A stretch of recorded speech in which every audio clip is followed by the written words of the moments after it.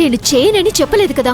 చెప్పవులే, చెప్తే ఏం జరుగుతుందో నీకు బాగా తెలుసు కదా. వెళ్ళి ఫాస్ట్గా వంట చెయ్యి, అందరూ ఆకలితో ఉన్నారు. వెళ్ళక ఇప్పుడు కాదే, కొన్ని గంటలు ఓపిక పట్టు. నా ప్లాన్ ఏంటో నీకు అర్థమవుతుంది. మాధవ్కి రాఘవకి మధ్య గొడవ జరుగుతుంది. ఆ గొడవ చిలికి చిలికి గాలివానలా మారి తుఫానుగా చేసే బాధ్యత నాది. అప్పటి వరకు నువ్విలా ఎగిరి పడుతూనే ఉండు. నీ మదం ఎలా వంచాలో నాకు తెలుసు. వెళ్ళాలేక్యా?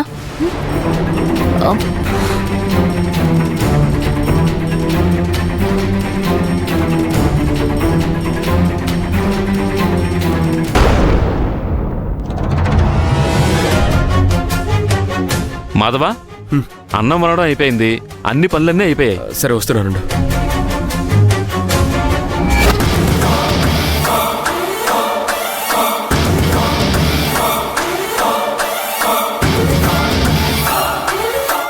రే, ఇవి ముక్కిపోయిన బియ్యంరా. బియ్యం కంటే పురుగులే ఎక్కువ ఉన్నాయి. ఈ బియ్యంతోనే మనం అన్నం వండాం. ఇది తింటే ఇంకోసారి ఎవరైనా మన హోటల్కి వస్తారా? రే, నువ్వే కదా అక్కడ మంచి బియ్యం దొరుకుతాయి, తక్కువకు వస్తాయని చెప్పింది. తక్కువలో ఎక్కువ లాభం వస్తుందని తీసుకెళ్ళాను మాధవ్. నాకేం తెలుసు ఇలాంటివి పంపిస్తాడని. అక్కడ వాడు నీకు శాంపుల్ కూడా చూపించాడు కదా. రే, నువ్వు చెప్పావనే కదరా, అన్నయ్యని కూడా అడగకుండా ₹1,00,000 పెట్టి బియ్యం కొన్నాను. ఇప్పుడు ఇవన్నీ ముక్కిపోయిన బియ్యం, పురుగులు పట్టాయని తెలిస్తే అన్నయ్య ఊరుకుంటాడా? వద్దురా వద్దురా అంటే నన్ను తీసుకెళ్ళావు. అసలు ఆ షాప్ చూసినప్పుడే నాకు అనుమానం వచ్చింది. వెళ్ళిపోదాన్రా అంటే లాభం గేమని కబుర్లు చెప్పావు. ఇప్పుడు అన్నయ్యకి నేనేం సమాధానం చెప్పాలరా? తక్కువకి వస్తున్నాయి కదా, మంచి బియ్యమే కదా అని కొని తీసుకొస్తే నీకు రాఘవ అన్నయ్య దగ్గర మంచి పేరు వస్తుందని ఆలోచించానే కానీ వాడు ఇలాంటి బియ్యం పంపిస్తాడని నాకు మాత్రం ఏం తెలుసు మాధవా. నిజంగా వాడు ఇలాంటి చండాల బియ్యం పంపిస్తాడని నేను కూడా అనుకోలేదు. నన్ను క్షమించి మాధవా. పదరా, ఇప్పుడే ఆ షాప్ వాడి దగ్గరికి వెళ్ళి వాడితో తేల్చుకుందాం. డబ్బులు తీసుకొని ఇలాంటి బియ్యం పంపిస్తాడా? చూపించేదొకటి పంపించేదొకటా? పదరా. అరే వేరే బియ్యం నానబెట్టు. అలాగే బాబు. నువ్వు రారా.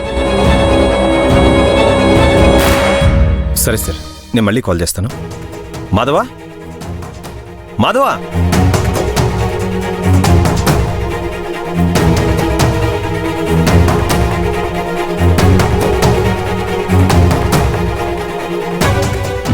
మాధవ్ ఎక్కడా? ఇంతకుముందే కోపంగా బయటికెళ్లారండి. కోపంగా బయటికి వెళ్ళాడా? దేనికి?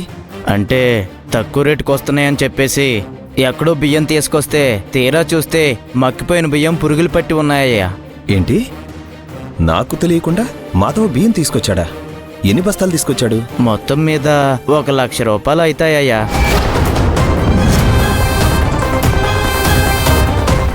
అలా ఎలా తీసుకొస్తాడు వాడు?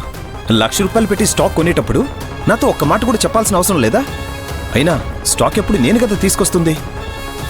మొదటి నుంచి మనం ఒక షాప్లో తీసుకొస్తుంటే ఇప్పుడు ఇంకొక షాప్కి వెళ్ళి కొనాల్సిన అవసరం ఏముంది? ఎంతసేపు అయింది వాడెళ్ళి? మీరు వచ్చే ముందే వెళ్ళారయ్యా. అసలు వీడు ఏం చేస్తున్నాడో అర్థం కావట్లేదు. ఛే, వీడు ఫోన్ ఎత్తట్లేదు. సరే, ఆ బియ్యం చూపించు. సరే అయ్యా, ఇవేనయ్యా.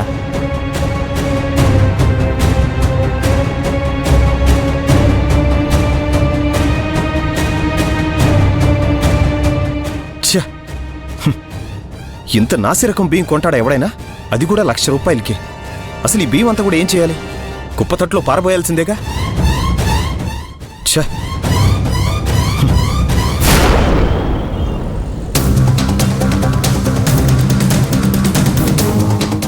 ₹1,00,000 తీసుకొని సంకటికి కూడా పనికిరాని పురుగులు పట్టిన బియ్యం ఇస్తాడా? రారా చెప్దాం వాడి సంగతి. పో పో, వాడెప్పుడో జంపు.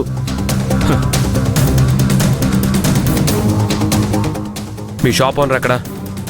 నేనే ఈ షాప్ ఓనర్ని. బియ్యం కొనడానికి వచ్చారా?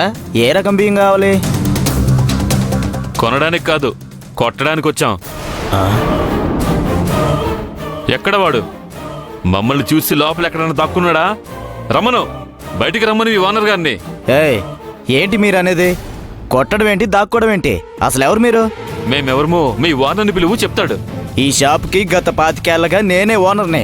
అసలేంటి మీరు బాబు? మీరు ఓనర్ ఏంటి? నిన్న వేరే అతను ఉన్నాడు కదా? అవునున్నాడు. అయితే ఏంటి? అయితే ఏంటా? వాడు ఓనర్ అని చెప్తేనే కదా 100 బస్తాల బియ్యానికి ₹1,00,000 ఇచ్చిపోయాం. తీరా వాడు హోటల్కి పంపించిన బియ్యం చూస్తే మొత్తం పురుగులు, భరించలేని వాసన. అసలు ఓనరు నువ్వైతే మరి వాడెవడు? అయినా ఓనర్ ఎవరైతే ఏంటి? మీ షాప్లో కొన్నాం కాబట్టి మా లక్ష్యం మీరే ఇవ్వాలి. క్షమించండి బాబు, వాడెవడో అసలు నాకు తెలీదు. మొన్న నా దగ్గరికి వచ్చి ఒకరోజు నా షాపు రెంట్కి కావాలన్నాడు. నా షాపులో ఎలాగో స్టాక్ లేదు కదా, ఈ ముక్కుపోయిన బియ్యాన్ని వాడించేసుకుంటాడులే, పైగా ఒక్కరోజుకి 10,000 బాడుగిస్తానన్నాడు కదా అని డబ్బు కక్కుర్తిపడి వాడికి రెంట్కిచ్చాను బాబు. నా షాపును అడ్డం పెట్టుకుని వాడు మిమ్మల్ని ఇంత దగా చేస్తాడనుకోలేదు బాబు. ఇప్పటికే నష్టాల్లో మునిగిపోయాను. అప్పులు తెచ్చి కొత్త స్టాక్ కొన్నాను. నన్ను క్షమించండి బాబు. సర్లేండి, మాలాగే మీరు కూడా మోసపోయారని అర్థం అవుతుంది. వాడు ఎక్కడుంటాడో ఏంటో అడ్రస్ ఇవ్వండి. వాడి మక్కిలు ఎరక్కొట్టి ముక్కు పిండి మా లక్ష్యం వసూలు చేసుకుంటాం. అడ్రస్ అడుగుతుంటే అలా చూస్తారేంటండి? త్వరగా ఇవ్వండి. మాలాగా ఇంకెవరిని మోసం చేయకుండా వాడికి సరైన బుద్ధి చెప్పొస్తా. క్షమించండి బాబు, పేమెంట్ క్లియర్గా ఉండడంతో వాడి డీటెయిల్స్ నేనేమీ తీసుకోలేదు. అతనెవరో ఎక్కడుంటాడో ఏమీ తెలీదు బాబు.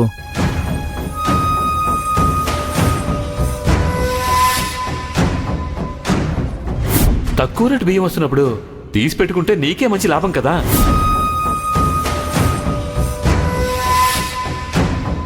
రై, అసలు ఇక్కడ షాప్ ఉందని చెప్పింది, ఇక్కడ డిస్కౌంట్ ఇస్తారని చెప్పింది నువ్వే కదరా.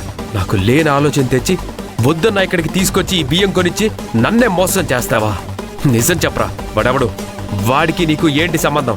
వాడి దగ్గర ఎంత కొట్టేసి నాకు ముక్కిపోయిన బియ్యాన్ని బలవంతంగా అంటగట్టావు. నీ వల్లే నేను మోసపోయానురా. మా అన్నయ్యకి నా మొహం ఎలా చూపించమంటావు? రెగ్యులర్గా కొనే షాప్ కాకుండా కొత్త షాప్కి ఎందుకు వెళ్ళావురా అని అన్నయ్య అడిగితే ఏం సమాధానం చెప్పమంటావు? ఇలా కొత్త షాప్లో కొనే ముందు నాకొక్క ఫోన్ ఎందుకు చేయలేదని అన్నయ్య నిలదీస్తే ఏం చెప్పమంటావురా? చెప్పరా, చెప్పు. ఎక్కడుంటాడు వాడు? చెప్పరా. నా పిల్లల మీద ప్రమాణం చేసి చెప్తున్నాను మధువ, వాడు ఎక్కడుంటాడో నాకు తెలీదు.